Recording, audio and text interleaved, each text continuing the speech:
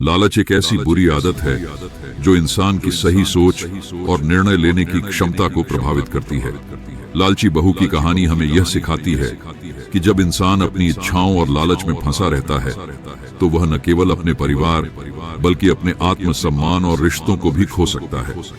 यह कहानी बताती है कि लालच से बचना चाहिए क्योंकि इससे व्यक्ति की सोच और आत्मा पर नकारात्मक असर पड़ता है।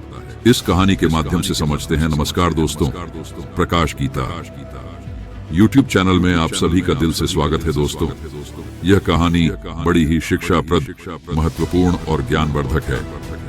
मेरा आपसे निवेदन है कि कहानी के अंत तक हमारे साथ में जरूर बने रहना। तो चलो कहानी को शुरू करते हैं। एक समय की बात है, एक छोटे से नगर में राम और सीता नाम के कपल रहते थे। उनका एक अर्जुन नाम का बेटा था जिसकी शादी रिया नाम की लड़की से हुई थी। राम और सीता कड़ी मेहनत करते थे और अपने बुढ़ापे के लिए पैसे बचाते। रिया बहुत लालची लड़की थी और हमेशा अपने लिए और चीजें चाहती थी। जैसे जैसे साल बीतता गया, रिया का लालच और बढ़ता गया। वह अपने पास रखे चीजों से कभी संतुष्ट नहीं रहती थी। वह हमेशा अपने सास ससुर से महंगे तोहफे मांगा करती थी और उनके बचाए हुए पैसों में से भी कुछ हिस्सा अपने लिए मांगती थी।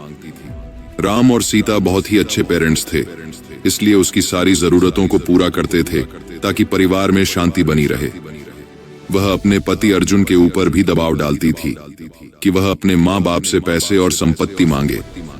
वह बहुत ज्यादा संपत्ति इकट्ठा करना चाहती थी बिना किसी मेहनत के। एक दिन राम और सीता ने यह फैसला लिया कि वह रिया को सबक सिखाएंगे। वह उसे बुलाते हैं और बोलते हैं कि बेटा, हमें तुमसे कुछ जरूरी बातें करनी है। हमने यह फैसला लिया है कि हम अपनी जायदाद का कुछ हिस्सा अपने बच्चों में बांटेंगे और उसका कुछ हिस्सा तुम्हें भी देना चाहते हैं।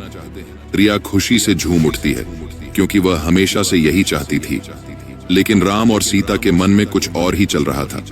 उन्होंने एक पत्थरों से भरा हुआ बैग उसे दे दिया और बोला, बेटी, यह तुम्हारे हिस्से की संपत्ति है।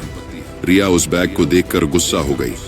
उसने उस पत्थर से भरे हुए बैग को जमीन पर फेंका और जोर से चिल्लाते हुए बोली कि मेरी मजाक उड़ाने की तुम्हारी हिम्मत कैसे हुई? मुझे पैसे चाहिए, ये पत्थर नहीं। राम और सीता ने शांत तरीके से उसे समझाया और बोले, रिया, सच्ची संपत्ति सिर्फ पैसे और चीजों के बारे में नहीं है।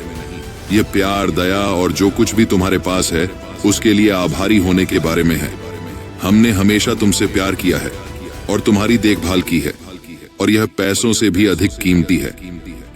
रिया को एहसास हुआ कि वह लालच में कितनी अंधी हो गई थी।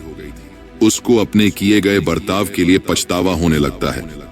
उसने अपने सास और ससुर से माफी मांगी और अपने तरीके बदलने का वादा किया। उस दिन के बाद से उसमें बदलाव आया और वह एक अच्छी बहू बन गई।